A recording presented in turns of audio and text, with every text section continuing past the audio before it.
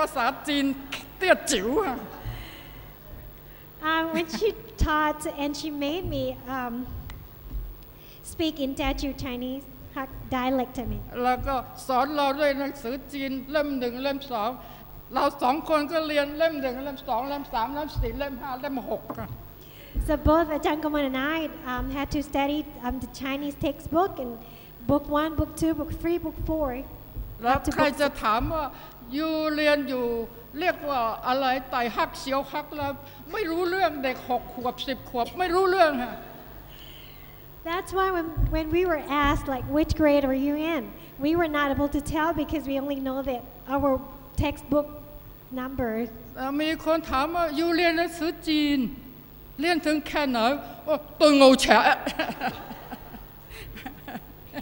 So when people asked us like which grade are you in or you study Chinese and how much you know, we were only able to say that we are up to books 5. เลยนะฮะตัวหลักแฉะอะไรแบบนี้ เลยเรียนจนกระทั่งเดี๋ยวนี้นะฮะอ่านหนังสือจีนต้องอ่านเป็นภาษาเตี้ยจิ๋ว So up to this day, whenever I have to read Chinese, I have to read in Teochew. เป็นจีนแค่แต่พี่ชายอ่านภาษาจีนแค่บอกอยู่อ่านจีนแค่นะบอกอ่านไม่ได้ฉันต้องอ่านเป็นภาษาเตี้ยจิ๋ว Even in fact that I'm a Hakka Chinese, I'm not able to read in Hakka. I have to read in Teochew. นั่นนะครับคือเรียนระลึกถึงมิสเตียวหมุยลังนะฮะเขาเป็นครูที่ดีมากแล้วดีก็ได้กันระลึกถึงสอนการสอนภาษาเตี้ยจิ๋วของเขาจนกระทั่งบัดนี้ And that's how I remember my teacher. She's such a good teacher, and how she taught me Teochew. แล้วก็มีเรื่องที่เรียนรู้สึกประทับใจอีกเรื่องหนึ่งก็คือว่าตอนเรียนนี่นะพ่อแม่ไม่ได้เป็นคริสเตียนนะคะไม่ได้ fourth generation พ่อแม่ไม่ได้เป็นคุณพ่อเป็น atheist ซะด้วยคำ atheist ไม่เชื่อไม่มีศาสนา Another impressive story that I would like to share is that I'm the first generation of Adventist. I'm not the fourth generation like you are, and my father was not even believe in God. แล้วก็อย่างว่าท่านมีภรรยาเยอะเสียอันนี้ขอโทษคัดเสียไปชีวิตไปแล้ว My father had a lot of wives. แล้วก็นะคะเดียนก็เลยมาอยู่กับพี่สาวแล้วก็พัสตกรซึ่งเป็นพี่เขย So I moved in with my sister and my brother-in-law, Pastor Gon. แล้วก็พี่เขยและพี่สาวเป็นคนที่เลี้ยงดูเดียนเขามีลูก6 คนค่ะ So my brother-in-law and my sister were the ones who brought me up. They had 6 children. ลูก6 คนนะคะผู้ชาย3 คนผู้หญิง3 คนต้องเรียนหนังสือต้องกินต้องใช้เอาน้องสาวมาเลี้ยงอีก1 คน It was such a big family with 6 children, 3 girls, 3 boys. They all had to go to school. They all had to leave and be fed. But then they were still so nice to take me in. เดียนคิดว่านะครับพัตกรและมิสซิสกรนี่เป็น second mother เป็นคุณแม่คนที่2ของเดียนคือเลี้ยงมาจนโต I believe that Pastor Gon and Mrs. Gon were my second parents. ไม่เพียงจะเลี้ยงดูเฉยๆให้เรียนหนังสือ They did not only bring me up, they also sent me to school. และข้อสำคัญที่สุดก็คือให้เป็นคริสเตียนค่ะ And the most important thing, they introduced me into Christianity. ในขณะที่อยู่กับพี่สาวกับพี่เขยเดนก็สังเกตเห็นครอบครัวหนึ่ง While I was living with my sister and my brother-in-law, I noticed a family. ครอบครัวนี้อยู่ข้างๆซอยซับเป็นห้องแถว This family lived down Soy Sap. It's like a shop house. คือเด็กๆอย่างที่ท่านนี่นะจะสนใจก็คือคนนี้ครอบครัวนี้ผู้หญิงนะแม่บ้านเขาเป็นคนเข้าทรงมีอะไรที่ว่าอะไรผีมาเข้าตัวหรืออะไรเขาจะมีท่าทางแปลกๆ I would notice that the mother family was medium. เข้าทรง possessed with devil หรือเปล่าไม่ทราบนะคะแล้วก็เขาจะมีอะไรแปลกๆแล้วก็พี่เขยซึ่งเป็นพาสเตอร์เนี่ยก็ไปคุยกับบ้านนี้อยู่ตลอดค่ะ And she usually acted very strange. And my brother-in-law liked to go to her and talk to the family. แล้วก็เดี๋ยวจำได้ว่าเขาไปเอาอะไรครับบ้านซึ่งเป็นอะไรฉันไม่ทราบเป็นไม้อะไรเอามาเผาอยู่ที่ในที่ของโบสถ์เราในซอยซับอันนี้เดี๋ยวจำได้ And I remember that she would take a wooden house into the church premise and burn it. แล้วก็ครอบครัวนี้ตอนหลังก็เป็นคริสเตียนที่ซื่อสัตย์เหลือเกิน But finally this family became Christians and very active Christians. ถ้าจะบอกว่าเป็นใครนะคุณที่ดีคงจะรู้จักดีเพราะว่าเป็นคุณพ่อคุณแม่ของคุณพัชรีค่ะ And they were Kun Pachari's parents. แล้วก็เดียนรู้จักกับคุณพ่อคุณแม่ของพัชรีนะจนกระทั่งทั้งสองสิ้นชีวิตไปแล้วก็เป็นคริสเตียนที่ซื่อสัตย์ที่สุดที่เดียนเคยเห็น So I had known Kun Pachari's mother. ไม่ได้เป็นคนอะไรที่สำคัญในโบสถ์ของเรานะแต่ว่าเป็นคนที่ดิฉันประทับใจในสมัยที่เป็นเด็กๆจนกระทั่งบัดนี้ So I had known them until they passed away. They were not important members or distinguished members in the church, but I remember them very well.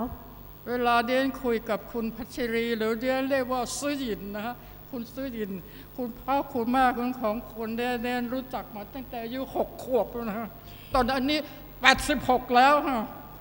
So whenever I have a chance to talk to Kun Pachari, I like to tell her that Kun Pachari, I know your parents since I was 6 and now I'm 86. เลื่อนมาอีกนะมาตอนนั้นเรียนหนังสือติดจิ๋วตอนหลังนี้เราครูหมวยล้างก็ไม่ทราบไปไหนได้จำไม่ได้ก็มาเรียนหนังสือไทยกับครูเดี๋ยวฮะตอนนี้คุณจะรู้สึกจะบันเจิดชลวิจารณ์ And later on I moved from the Thai Jew school to Thai school and ก็มาเพราะว่าหนังสือจีนไม่ได้เรียนแล้วให้มาเรียนหนังสือไทยเรียนกับอาจารย์ตอนนั้นเราไม่เรียกอาจารย์ไม่มีใครเป็นอาจารย์เรียนจำได้ว่าได้เรียกว่าครูบันเจิด And I was one of the students of คุณบันเจิดชลวิจารณ์ ซึ่งเวลานี้ท่านก็ถึงแก่กรรมไปแล้ว He has passed away. แล้วก็พวกเราซึ่งเป็นเด็กเรียนหนังสือจีนมาก่อนอาจารย์หรือว่าครูบันเจิดแกมีอะไรติ่งอยู่ตรงนี้ฮะมีอะไรที่คล้ายๆติ่งอยู่ที่ข้างหูสองข้างพวกเราไม่ค่อยจะเรียกรับหลังไม่ค่อยจะเรียกครูเจิดนะเรียกเจียมหมี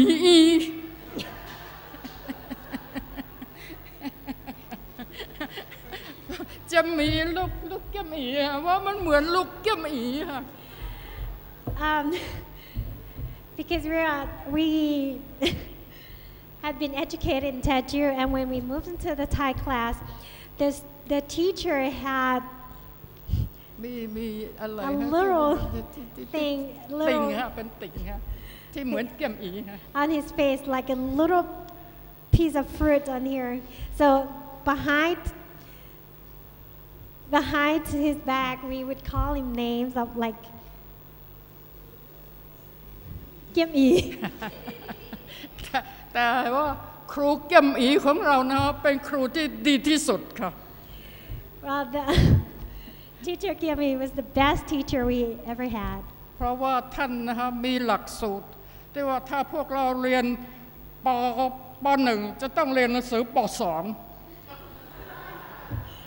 The reason why he's such a good teacher because whenever we were in grade 1 he would teach us grade 2 ฉะนั้นเด็กม .2 ต้องเรียนหนังสือม .3 So when we were in grade 7 we have to use the grade 8 textbooks อันนี้เป็นความจริงนะคะแล้วเด็กม .3 ของเราไปเข้าอัสสัมชัญได้ม .4 เด็กม .2 ไปเข้าได้ม .4 So our grade 8 students from our school were able to pass the entrance examination into the high school.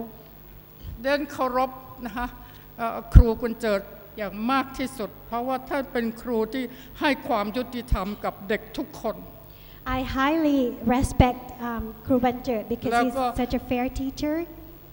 ครูบัญเจิดชรวิจารณ์นี่แหละที่ได้ให้พวกเรารับศีลในเวลานั้นก็มีคุณกมล1เรียน2คุณปรุง3คุณเซ็กถัง4เซ็กท้องเซ็กถังคุณบางคนคงรู้จักนะฮะเนี่ยเป็นคนเก่าแก่ที่ว่าครูบัญเจิด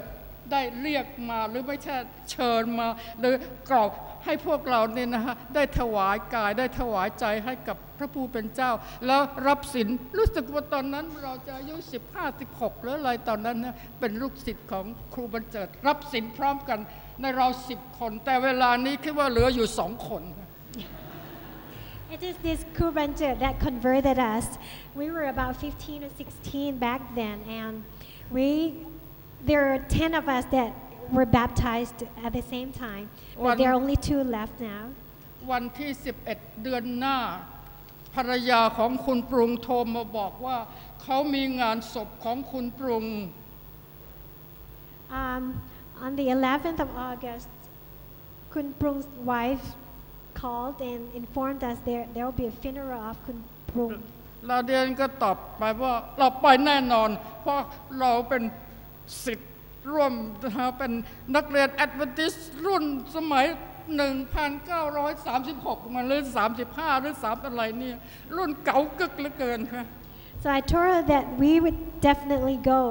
for sure because we were classmates since 1936. แล้วก็ว่าเรา2 คนในรอบ10 คนที่รับศีลบัพติศมาเหลืออยู่2 คนนี่ก็คงจะต้องเป็นพยานให้กับพระผู้เป็นเจ้าต่อไปและต้องเชื่อมั่นอยู่ในพระผู้เป็นเจ้าต่อไปยืนหยัดอยู่ในคำสอนของพระองค์ต่อไปค่ะ So both of us would definitely remain faithful to God and serve Him. move ต่อไปนะฮะหลังจากนั้นก็ไปเข้าโรงเรียนพยาบาล Later on, I entered the nursing school. ในโรงเรียนพยาบาลนะฮะมีคาแรคเตอร์หรือมีหมอมีอะไรที่นะฮะใครแต่ใครก็นะฮะให้แต่เดือนมีความประทับใจอีกนะฮะหญิงคนหนึ่ง At the nursing school, there are a lot of people, but I was impressed with a คนแก่มากแล้ว specific lady. She's very old. คนแก่มากแล้วท่านไม่เคยขึ้นไปเทศน์ไปเคยพูดถึงนะฮะเรื่องอะไรที่เกี่ยวกับอะไรมากมายนัก She's a very old lady. She's never went up on stage to talk or preach or give sermon. ท่านไม่ได้เทศน์แต่ว่าการบำเพ็ญตนเป็นคริสเตียนของท่านนะเป็นที่ประทับใจเดียนจนกระทั่งเดี๋ยวนี้เดียนจะเอารูปของท่านมาดูแล้วก็จะร้องไห้คิดถึงท่าน She never preached, but the way she lived her life really impressed me up to this day. Whenever I looked at her picture, I wanted to cry. ท่านผู้นี้พูดภาษาอังกฤษ Queen's English King's English These ladies spoke Queen's English. เพราะว่าท่านจบ Senior Cambridge ที่ปีนังนะเมื่อปีไม่ทราบเท่าไหร่ Because she graduated from Cambridge in Penang. ท่านมีความคิดนะมีอะไรที่เรียนรู้สึกภาคภูมิใจและก็ประทับใจในท่านมากที่สุดท่านคือมิสซิสเบะฮอกกัวครับซึ่งเป็นนะคะทำงานอยู่ในหลายแผนกครั้งแรกก็เป็นผู้ดูแลนักเรียนหญิงต่อไปก็ดูแลผ้าไม่ว่าจะให้ท่านทำงานในแผนกไหนท่านทำด้วยความเต็มใจท่านทำด้วยความรักท่านมีความรักกับคนทั่วไป This lady is named Mrs. Gua. She worked at a hospital. She worked in many different departments. She was a girls' dean, and whatever her responsibilities were, she worked with all her might. She did the best ในโรง as พ best ยาบาล as she could. ในโรงพยาบาลมิชชั่นมีคนดีๆที่เป็นคริสเตียนมากมายแต่เดนขอในวันนี้ว่าเดนนั้นประทับใจกับมิสซิสกัวเหลือเกินค่ะเพราะว่าความรักและความดีของท่านไม่ได้เป็นคนใหญ่โตนะคะไม่ได้เป็นลีดเดอร์อะไรใหญ่โตแต่ว่าท่านประทับใจท่านอยู่ในใจของพวกเราจนถ้าหากว่าถามคนในสมัยนะคะที่จบจากพวกเราจะรู้จักท่านและจะระลึกถึงท่านAt the hospital, there are a lot of nice Christians, but Mrs. Gore, she was just ordinary person, ordinary lady, but she was well loved by everybody. หลังจากมิสซิสกัวแล้วเดี๋ยวจะขอพูดอีกหนึ่งท่าน And there's another person I would like to mention today. ในโรงพยาบาลมิชชั่นของเราในสมัยก่อนๆมีหมอเก่งๆหมอดีๆมากมาย There are a lot of capable doctors แต่ in ดิฉั the นเอง mission ว่า hospital back. ประทับใจในหมออีกหนึ่งท่าน I was really impressed with one doctor. นายแพทย์ผู้นี้ปฏิเสธไม่ยอมเป็น Director of อะไร Medical อะไรของโรงพยาบาลไม่เป็นทั้งนั้น This very doctor refused to take จะให้ท่านเป็นใหญ่เป็นโตอะไรท่านไม่เป็นบอกขอเป็นหมอธรรมดา He refused to take important position like director, whatever. He would like to remain an ordinary doctor. แล้วก็เวลาที่ท่านผ่าตัดทุกครั้งท่านจะอธิษฐานท่านบอกว่าถ้าหากคนไข้คนนี้จะหายไม่ใช่ท่าน The healing is from God The healing is from God The healing is from God นี่เป็นคำของท่านค่ะ Whenever he carried out surgery, he would pray and he would say that this is not my work, it is God's work, it is God's healing. ท่านเป็นหมอผ่าตัดที่มีที่เดียนว่าเดียนไม่เคยเห็นใครตายเลยนะคะคนที่ท่านผ่าทุกคนเป็นหมดค่ะ He's a very capable surgeon because every patient who went ไม่ว่าจะเคสอะไรที่หนักหนาอะไรละผ่านมือหมอแนวสันขอพูดจะผ่านหมอคนนี้หายเรียบร้อยไม่มี complication ไม่มีอะไรทุกอย่างสบายดีหมด healing is from God จริงๆค่ะ So every patient that underwent the surgery from Dr. Nelson would always come out alive. อีกอย่างหนึ่งเดียนประทับใจก็คือวันหนึ่งเดียนไปเรียกท่านกำลังทานข้าวอยู่ที่บ้านตอนกลางวันฮะ One day I went to his house. He was having lunch at home. แล้วก็บอกหมอมีคนไข้ไม่ใช่ของหมอแล้วนะของคนอื่นนะแต่ตอนนี้หาหมอคนนั้นไม่เจอหมอไปช่วยได้ไหม And I said to him, Doctor, there's a patient here at the hospital, but he is not your patient. But I could not find that doctor. Could you please come and help? ภรรยาของท่านบอกกินข้าวก่อนสิ finish your food กินข้าวก่อนแล้วปะเขาวางทันที no เขาบอกว่า food can wait the patient cannot wait เขาบอกงี้ฮะ So his wife suggested he finish his meal, but he just immediately put down his fork and spoon and said, my lunch can wait, but the patient could not. เรียกว่าถ้าหากว่าโรงพยาบาลของเรานะคะเวลานี้มีหมออย่างนี้บอกว่า food can wait patient cannot wait เราเรียนว่าโรงพยาบาลของเรานะคะต้องไปได้สวยทีเดียวต้องไปได้ดีทีเดียว If only we had a doctor these days that believe that food can wait, the patients cannot wait. I believe that our hospital would prosper. แล้วก็ถ้าไปบ้านของท่านนะคะไม่มีทีวีไม่มีอะไรทั้งสิ้นท่านจะบอกกับได้ว่าลิลลี่ถ้าหากว่าเราจะเป็นคริสเตียนที่ดีนะคะครับท่านบอกว่า you must see คือให้ดูแต่สิ่งที่บริสุทธิ์ฟังแต่สิ่งที่บริสุทธิ์คิดแต่สิ่งที่บริสุทธิ์แล้วก็พูดแต่สิ่งที่บริสุทธิ์อันนี้ท่านสอนค่ะ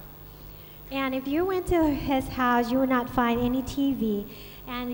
he always taught me that, Lily, if you want to be Christian, you have to only listen to the pure thing, look at the pure thing, talk about the pure thing, think about the pure thing. ฉันจะไม่พูดมากนะเวลาก็เลยมาตั้ง10 กว่านาทีแล้วแต่นี่คือความประทับใจของบุคคลนะฮะหลายคนที่ไม่ได้ใหญ่โตอะไรในโรงพยาบาลหรือไม่ได้ใหญ่โตอะไรในคริสตจักรของเราแต่ท่านเป็นเราเรียกว่า stepping stone ใช่ไหมฮะเป็นหินที่เราจะก้าวต่อไปเราเรียนก็หวังว่านะฮะถ้าหากพวกเรามีชีวิตอยู่ถ้าเราเป็น stepping stone อย่างท่านเหล่านี้นะฮะอย่าได้เป็นเพราะว่าท่านบอกว่าอย่าเป็น stumbling block คืออะไรฮะ stumbling block คือไอ้หินที่เราจะก้าวไปแล้วทำให้คนสะดุดนี่ครับอย่าทำให้คนสะดุดนะครับให้เป็นหินที่ก้าวต่อไปให้คนอื่นได้เห็นแสงสว่างได้เห็นความรักและความดีของพระผู้เป็นเจ้า So the people that I've mentioned, these people are the stepping stones for the work of God in here. So I would like to encourage all of us who still live here that we would live our life as stepping stone, not a stumbling block. So let other people see the light of God in our lives. เดียนก็นะฮะในวันนี้ก็ขอพูดเพียงแค่นี้แล้วก็ขอให้พระผู้เป็นเจ้าได้อวยพรให้เดียนเองนี่แม้ว่าจะอายุ80 กว่าจะ90แล้วอะไรนะขอให้เป็น stepping stone ให้กับพระองค์อย่างที่หมอและอย่างที่คนที่เดียนเคารพนับถือสอนนะฮะและพยายามอย่าเป็น stumbling block ค่ะอันนี้คือคำที่ท่านฝากเอาไว้ I would like to end my story here today, and I pray that God will help me, who am already 86 now, almost 90 years old. I pray that God will help me to be a stepping stone, not stumbling block. ขอบคุณค่ะ Thank you very much.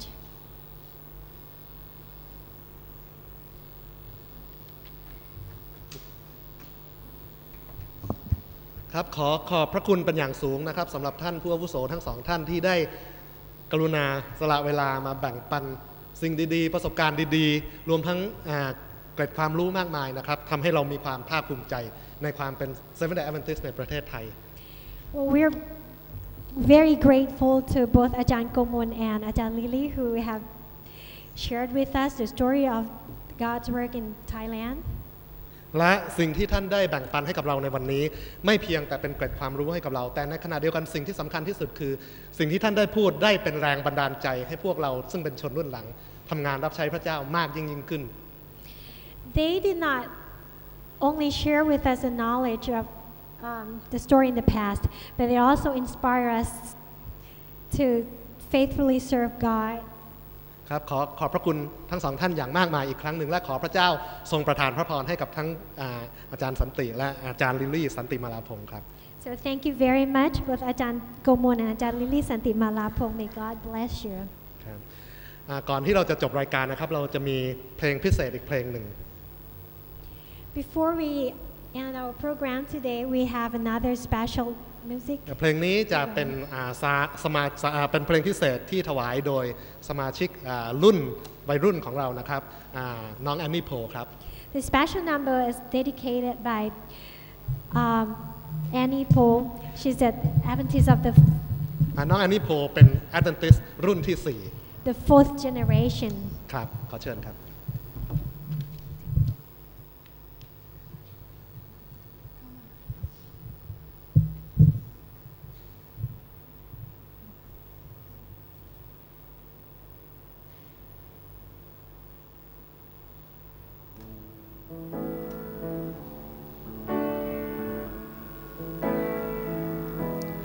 Who taught the sun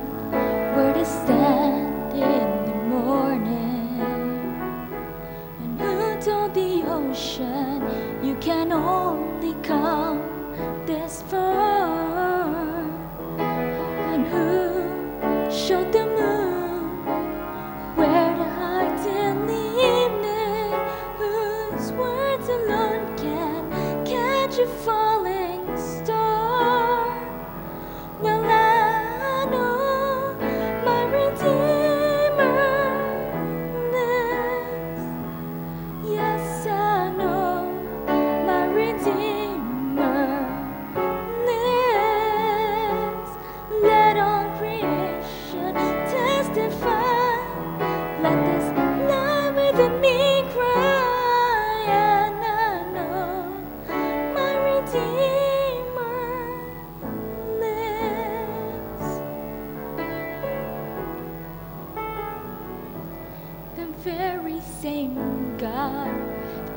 spins things in orbit,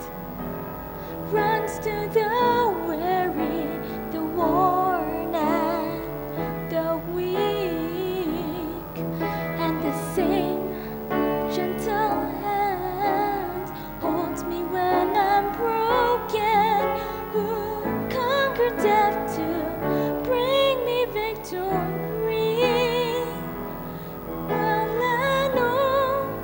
my Redeemer lives. Yes, I know my Redeemer lives. Let all creation testify. Let this life within me cry, and I know my Redeemer lives.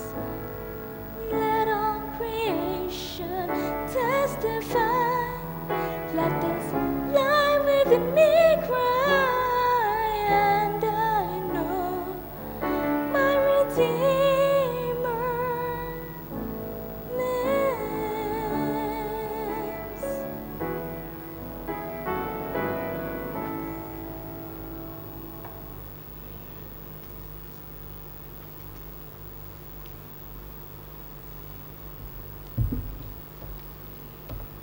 ขอทุกท่านร่วมกันร้องเพลงปิดประชุมนะคะในหน้าที่ 222 ค่ะเพลงใจ We would like to invite the congregation to sing the closing song together from the church hymnal 304. ขอเชิญทุกท่านยืนขึ้นนะคะ Would the congregation please stand?